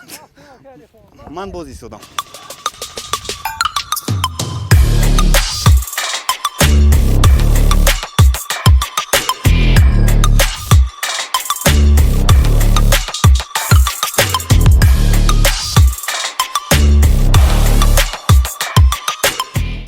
همین اسبایی که در خود تاجیکستان پرورش می‌یابند و یا اسبایی که بیرون از تاجیکستان وارد کردن میشوند یگان فرقیت دارند؟ فرقیتی بین اسب‌های تاجیکی یعنی اسب‌های خوتلی میگن اسب‌های قتلانی از دیگر اسب‌ها از ذات‌های انگلیسی و روسی از این نسبت اونها ارگانیسم اسب‌های تاجیکی پرقوت‌تر میباشد با گرما و با سرما و خواب‌آور است. با همین خاطر از اسب‌های ذات‌های اقل‌پسند اساساً از ذات اسب تاجیکی خوتلانی که در بله گرفته شده است و در آخر گفتنی هم که شاعر بزرگوار گفته است که ایا اسب سمن، این اسب سمن نیست، این قزل است، لیکن شاعر بزرگوار گفته است ایا اسب سمن یالت بینم، برای گردنت طوقی بسازم، اگر شب مرا بر یار رسانی چلا را آب کنم نالت بسازم. یعنی بینید که اسب وسیله انسان‌ها رو به یار می‌رسانده بودند. بله. یک چیز به خاطرم اومد وقتی کینوی حسن عربکش از داستان میرزا ترسونزاده تماشا میکنیم، اسب اصلا قهرمان اساسی این فیلم است. هرچند که حسن با او بیشتر مراق دارد و همونجا یک سرود خوب هم زمزمه میکنن. اسب حسن مردم رو از یک دهه به یک دهه، از یک شهر به یک شهر میبرد و مشکلی مردم رو آسان میکنه و همین سوژه فیلم رو اسب حسن که رقص نام داشت و انا همون سرودی زیبایی که زمزمه میکرد بس و باز هم جذابتر میکرد. سبزک لبی جو یارکی نغزک لبی جو، سبزک لبی جو یارکی نغزک لبی جو، تا تر نشود سه برگه های لبی جو.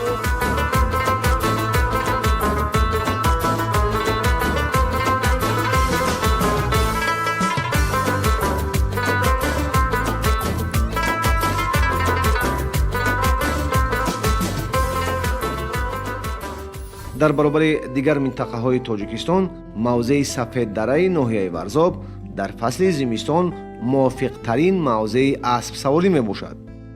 ما نیز هنگام تهیه برنامه ادانه سال نوی تا جای توانستیم همراه همکارمان قابل جان که به اسب سواری و پرورش آن مراغ بیشتر داشته و مهارت خوبی را در این سمت صاحب است، به این شغل خود را فراگیر و فراغتمان را تأمین ساختیم.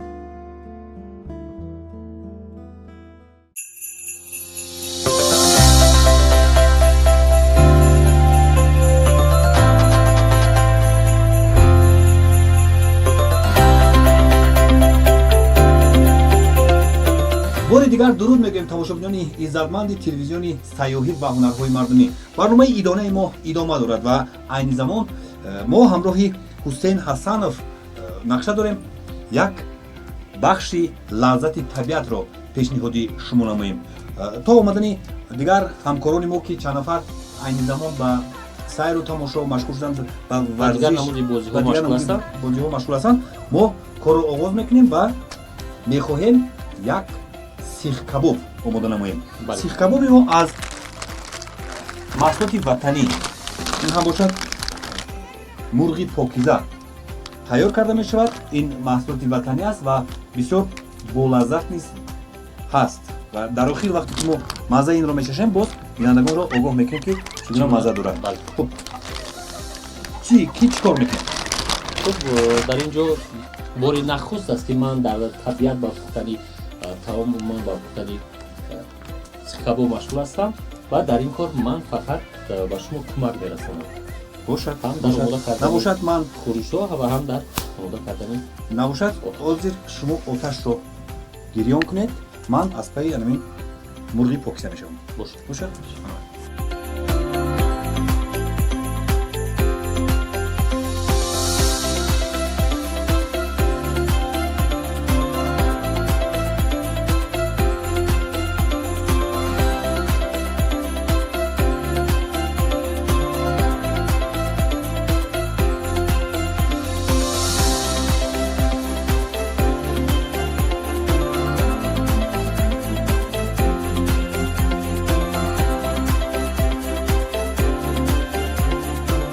тавре шумо мушоҳида кардед, гурӯҳи зиёди ҳамкорон мо дар мавзеи табиию лиҷаронии сафедара қарор дорем ва қисмати акнун ба роҳи танобӣ рафта онҷо ба навогирии як бахш машғул ҳастанд ва қисмати дигар ба ассаворӣ, гурӯҳи дигар ба лиҷаронӣ машғул ҳастанд. мо бо ҳамроҳии Садриддин тасмим гирифтем ки барои ҳамаи ҳамкоронамон сихкабоберо дар табиати зебои сафедара омода созем ва онҳоро аз ҳамин мавзеи диданию тамошобоб бо омода кардани як сихкабоб аз мурғи покиза сихкабоб омода созем ва барои онҳо пешниҳод созем.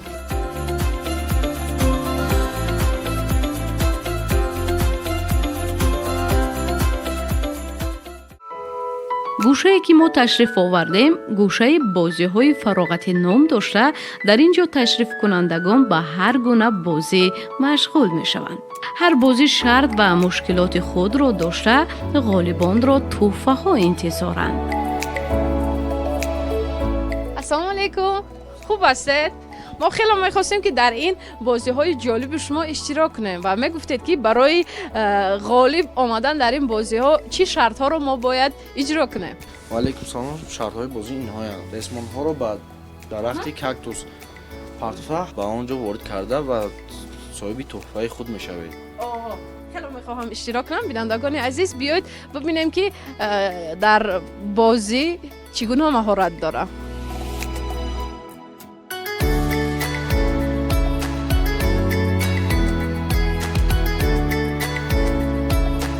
дар гӯшаи бозиҳо ман ба чанд намуди бозӣ машғул шудам ки хело ҷолиб ва ҳайратангез буд. барои мисол, дар ду бозии аввал ман ноком гардида бошам, ноумед нашуда ба бозии сеюм пардохта сарфароз гардидам. дар ин бозӣ ки шарт тир партофтан аз масофаи 5 метр буд, бо гирифтани 9 хол, яъне бо ҳадаф расидани 9 тир, ман сазовори тӯҳфа гардидам ки хело бароям писанд афтод.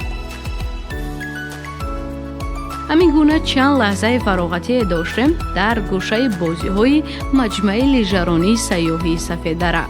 аммо бо вуҷуди чунин шароити хуб, набояд фаромӯш кард ки тибқи қарори ҳукумати ҷумҳурии Тоҷикистон дар ҳошияи барномаи рушди ҳунармандӣ барои солҳои 2021-2025 дар ҳама маконҳои сайёҳии Тоҷикистон бояд гӯшаи ҳунармандӣ ва дуконҳои армағонфурӯшӣ мавҷуд бошанд, то ҳар сайёҳ тавонад нишонае аз ҳунари ҳунармандони моро ба гӯшаҳои дури ҷаҳон бубарад.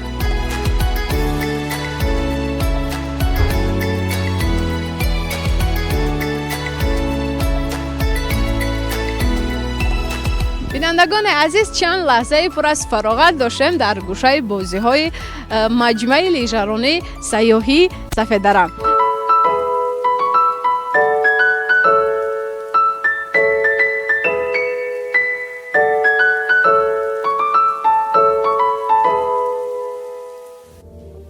ҳамарӯза ба кишвари азизамон меҳмонони дохилӣ ва хориҷӣ ва сайёҳону ҷаҳонгардони зиёд ташриф меоранд.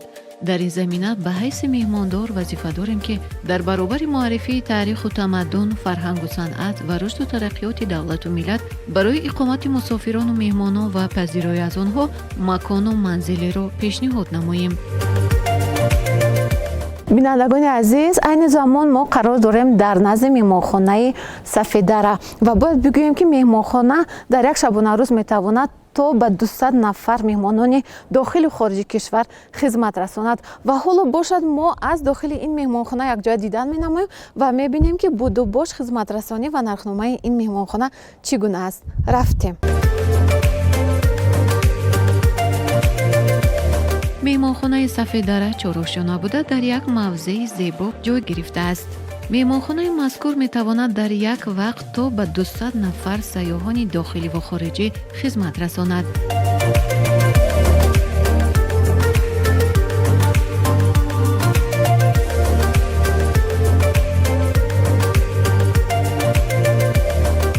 дар ин меҳмонхона зиёда аз 15 нафар мутахассисони бо таҷриба кор ва фаъолият менамоянд.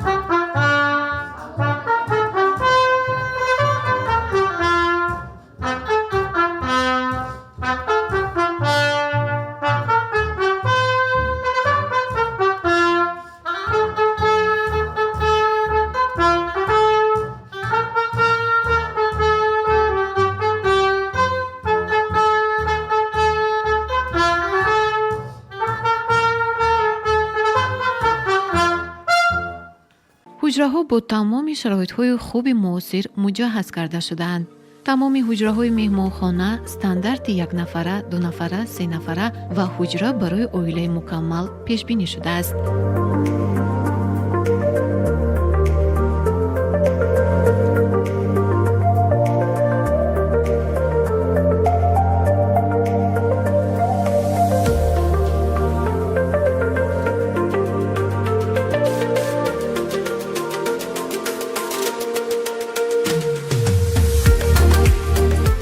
агар сайёҳ аз ин ё он ҳуҷра фармоиш кунад, ба хизматрасонии он дохил мешавад истифода аз интернет ва субҳона.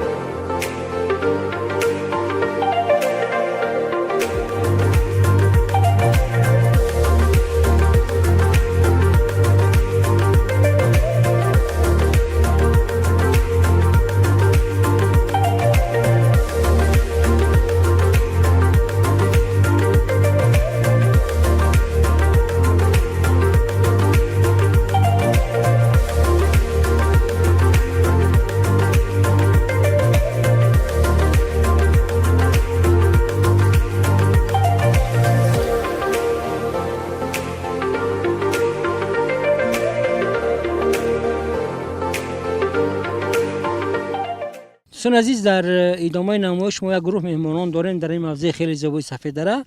انیقترش نوازندگان ارکستری تئاتر دولتی اکادمی اپرا بالت و استاد سلیمی عینی و طوری که ما بیان کردیم هرچند که من نام همراهان رو نپرسیدم ولی از دیگر کشورها با جمهوری تاجیکستان اومدن و برای کار و خدمت. Я контрабасист, я играю на контрабасе. Меня зовут Андрей, и я из города Омск. Омск — это город, который находится в Сибири. И неправда, что там холодно круглый год, летом там достаточно жарко, то есть летние температуры могут доходить до 40 градусов. Плюс в Омске всегда светит солнце, поэтому даже если зимой температура опускается почти к 40, все равно это солнечно, ясно, настроение хорошее. Значит, а летом, соответственно, да, температура тоже доходит до 40, и вообще город превращается в город-курорт, как у нас шутят в Омске. Вот. Я Михаил, я родился в Москве, я приехал из Москвы, я играю на трубе. Город Москву, наверное, не нужно представлять, его знают все. И в Таджикистане, и в Узбекистане, и в Киргизстане, и в Казахстане, и во всем мире. Наверное, передам микрофон нашему коллеге. Ассаламу алейкум. Наши братья, сестры таджикские, это народ, наши братья, сестры. Я рад, что нахожусь сейчас в данное время в Таджикистане. Мне очень понравился Таджикистан. Вот работаю сейчас опера, балет, театр Садр Найни. Я сам габаист, играю на духовом инструменте. Я из столицы Узбекистана, Ташкент. А ваше имя? Эльнур. Эльнур. Эльнур, Михаил и Андрей, наши гости. И как вам здешняя погода? Михаил? В принципе, нормально, не холодно, даже тепло, можно сказать. Это вам не холодно? Ну да, я думаю, что местным, кто вот таджикистанцам, наверное, здесь будет прохладно, но мне, в принципе, нормально. Знаете, холод — это не жара, жару уже тяжелее переносить, а вот холод — это самое то. А гость из Омска, как вам погода? Но дело в том, что да, вот я специально поехал в Таджикистан, чтобы жить где потеплее, где светит солнце, и розы цветут в ноябре. И вот поэтому как-то, как вам сказать, все-таки снег, не знаю, что-то я уже от него отвык. И главное, что, допустим, в Омске акклиматизация происходит постепенно. То есть, хотя бывает такое, что после лета сразу наступает зима за несколько дней или наоборот. Но все-таки ты как-то организм привыкает, потому что заранее знаешь, что уже сентябрь, октябрь должна бы уже зима быть. Вот. А здесь, когда ты просто попадаешь на другую высоту над уровнем моря, и ты находишься абсолютно в другом климате. Вон даже тут воробьи чирикают, как где-нибудь там, не знаю, вот у нас в Омской многоэтажке. Немножко такой получается стресс для организма. И хочется, конечно, горячего чайку выпить. Лучше, конечно, кабут-чой или лимон-чой. Вот, то есть хочется прям чайку уже выпить. Так что так. У нас сейчас в Ташкенте такая же погода, как в Душанбе, может отличаться на 1-2 градуса. Погода Душанбе мне очень понравилась. Чистый воздух, когда дышишь, наслаждаешься, чувствуешь себя легче. Душанбе мне еще понравилось их гостеприимство. Красивых мест в Душанбе очень много. Мы потихоньку ходим по всем достопримечательностям, туристическим местам. Мне очень все понравилось. Вот у меня такой вопрос. Как вы приехали в Душанбе? Ну, нас всех, в принципе, пригласили, руководство театра, да. Ну, я давно интересовался Таджикистаном, потому что Таджикистан — это необычная страна по и культуре, и язык, и всегда хотелось посмотреть, как здесь люди живут. А знаете, как говорится, одно дело, когда ты приезжаешь в страну там на 10 дней, да, и ты ничего не понимаешь, а когда ты живешь в стране, у тебя начинает складываться вот как-то вот общая картина, вот, наверное, вот так вот. Остальных я не знаю, какие причины. Ну, как я понял, вы уже несколько фраз, несколько слов, несколько предложений уже знаете по-таджикски, да?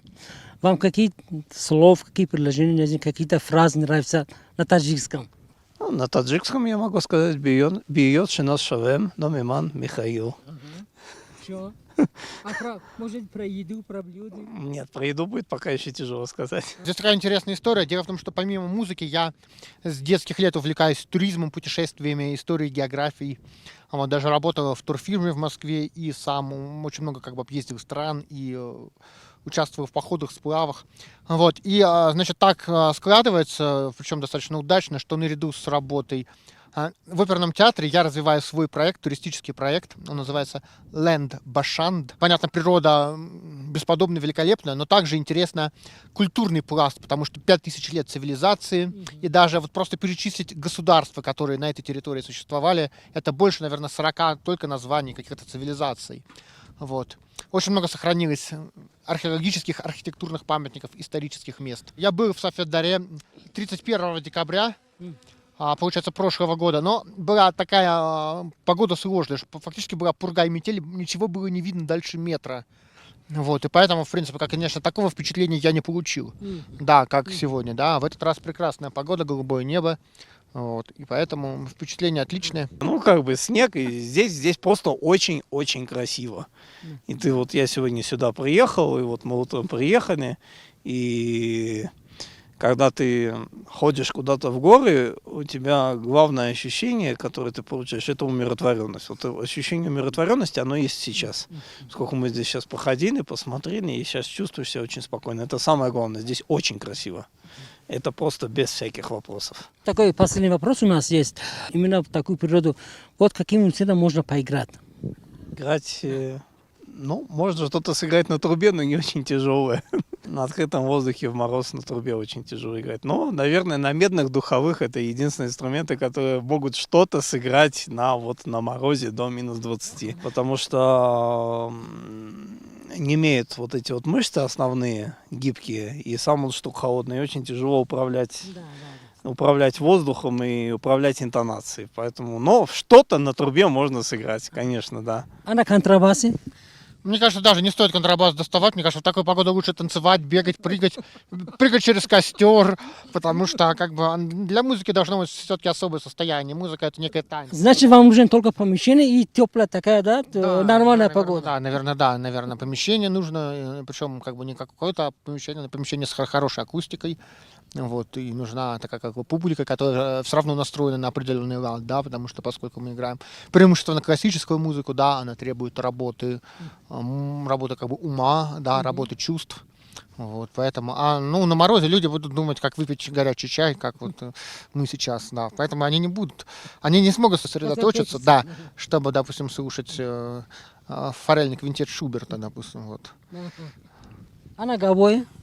Не, на гобое тоже нельзя, это из дерева сделано гобой. Да. Деревянный инструмент может треснуть. Да. Горлышем. Поэтому только на закрытом помещении.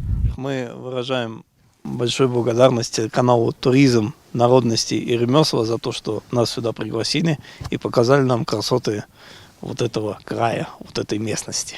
Спасибо, и вам тоже спасибо.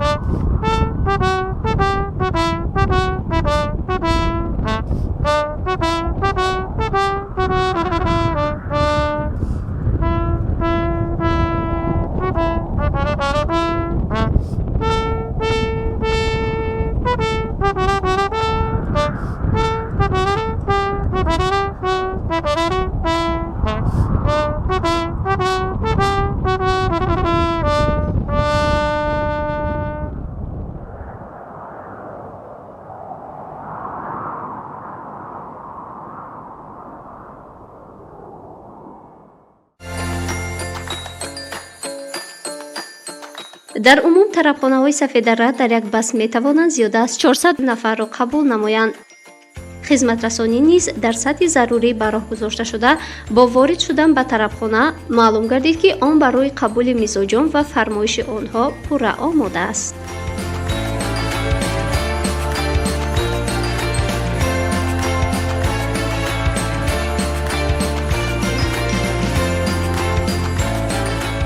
зерешпуло хӯроки маъмулии ин тарабхона будааст. Воқеан хеле болаззат аст ва ҳатман ба шумо ҳам тавсия медиҳам кадом рӯзе ки ба маҷмӯаи Сафедара мебиёед, ҳатман ба ин тарабхона омада аз нави хӯроки зерешпуло бо мурғ барои худатон фармоиш диҳед.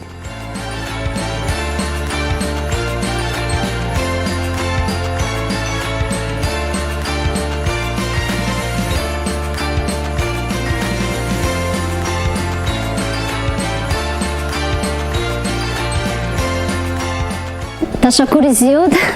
Бисёр хӯроки болаззат буд ва ман медонам ки барои мо иҷозат нест ки вориди ошхона шавем, аз тарзи тайёр намудани ин хӯрок дидан кунем, вале ман бисёр мехостам бо ошпази ин тарабхона шинос шавам, чӣ гуна камтарак маълумот медод барои мо, чӣ гуна ин хӯрок омода мегардад, агар иҷозат бошад. Ташаккур.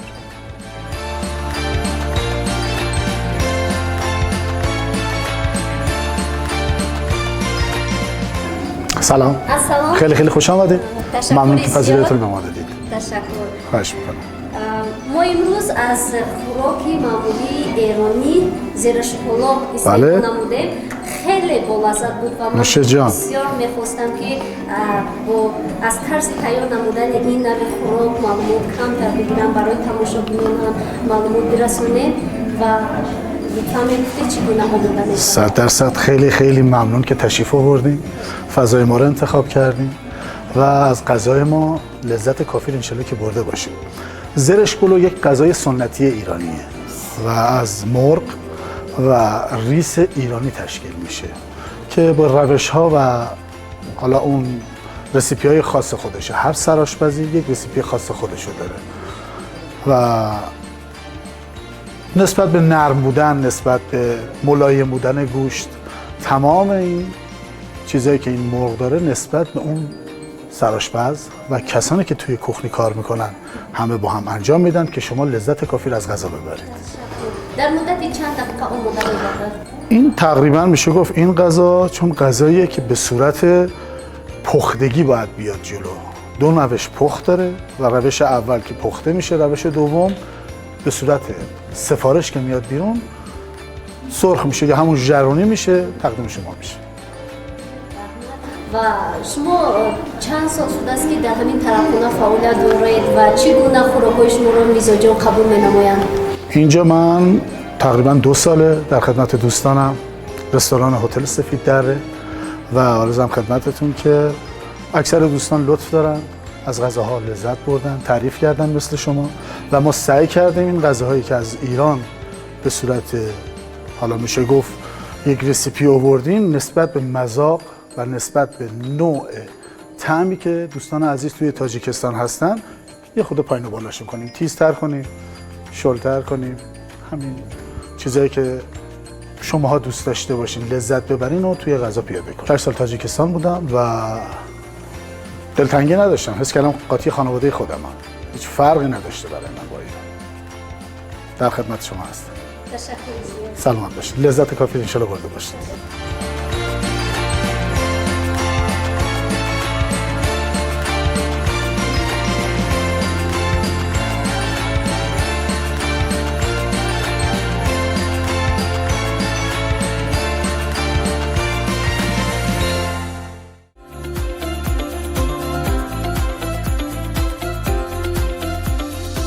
حسین انا امید شریفزاد همراهی خدایی ولی هم آمدن از سیر تماشا مرحمت با ما همراه شدید.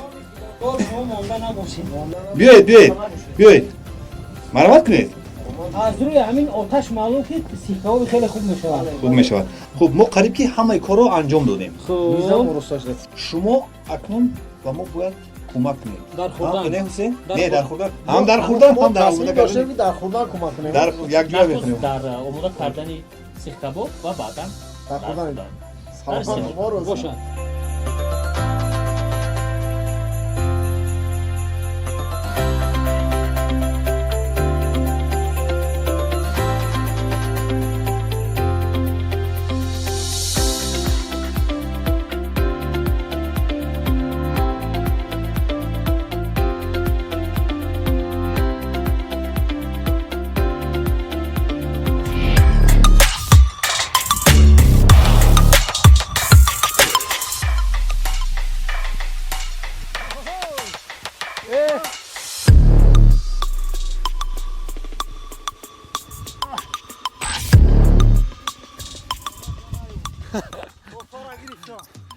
табрик алихон, муборак шавад.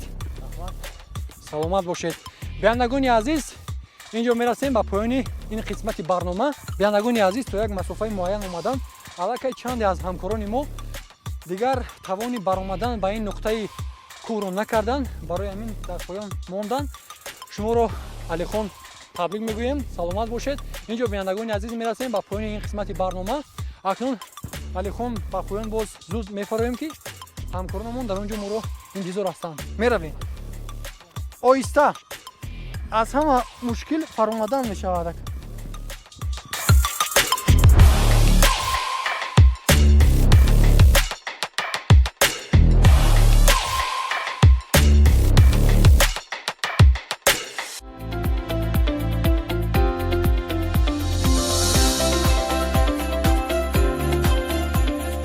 Hüseyin, ana injo ҳамкорони мо аллакай ҷамъ омадан ва интизоранд ки кай мо сих кабобро ба онҳо мебарем. Кабоб аллакай омода шуд ва ба ҳамкорони аз пешниҳод мекунем то онҳо низ аз лаззати табиати сафедара баҳраманд шаванд. Бо ҳамин барномаро ҳусни анҷом мебахшем. Бошад.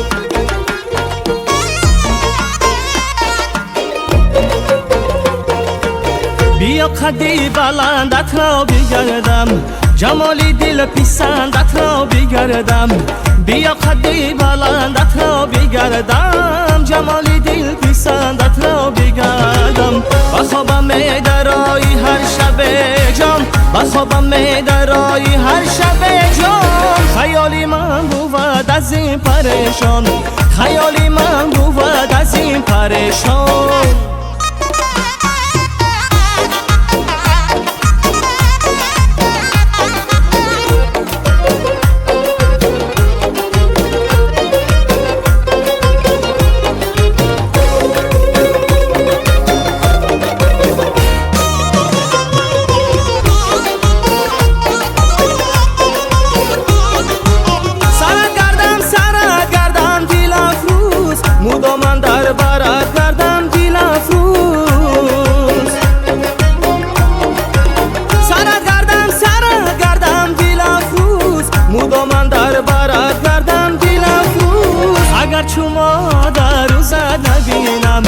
شبها پشتی درت گردم دل افروز اگر شما در روزت نبینم شبها پشتی درت گردم دل افروز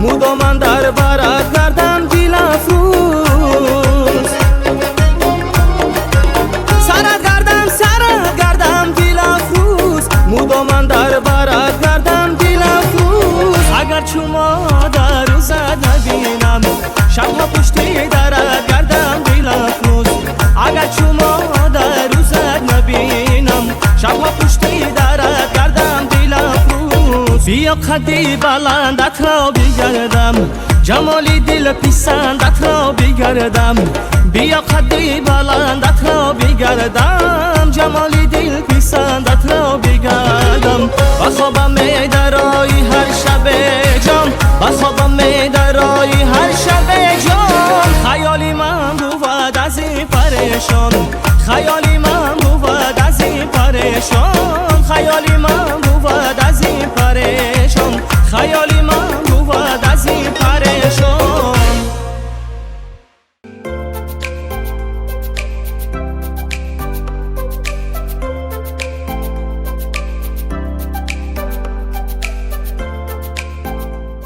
лаҳза дар табиат будан воқеан ҳам нотакрор будааст. аз ин баландиҳо нигаристан ба домони пурбарфи диёр дар ҳақиқат таъсирбахш ва гуворост. бале чиқадр хушбахтем ки чунин ватани зебову ободу осоиштаву бостонӣ дорем. зистан дар чунин сарзамин зебост. пас месазад ки ба қадри ин ҳама зебоиҳо бирасем ва ҳамеша ҳар нияте ки барои фардои дурахшони ин миллат мекунем ҳамигуна сафеду беолоишу беғубор бошад. сад шукр мекунем ки чунин ватани азизу маҳбуб дорем. бале ва аз ин ҳама ба хулосаи омадан мумкин аст ки ҳама қадамҳои устувори мардуми тоҷик дар тамоми соҳаҳои пешбарандаи ҷамъият ба хотири ободиву созандагиҳо ва боз ҳам пешрафту ободонии ин диёри нотакрору зебо ва дилфиребу афсонавист. бо чунин орзуву ниятҳои нек инҷо барномаи идонаи сайри домани кӯҳсорро анҷом мебахшем. табиати зебову дилфиреби тоҷикистони азизамонро дар барномаҳои телевизиони сайёҳӣ ва ҳунарҳои мардумӣ пайгирӣ намоед. тоҷикистон ба пеш!